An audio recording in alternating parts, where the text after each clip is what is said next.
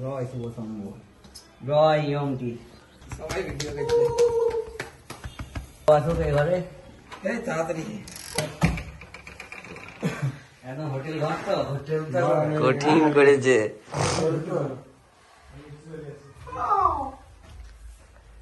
এটা যে শুভজিৎ ঘোষের ঘর।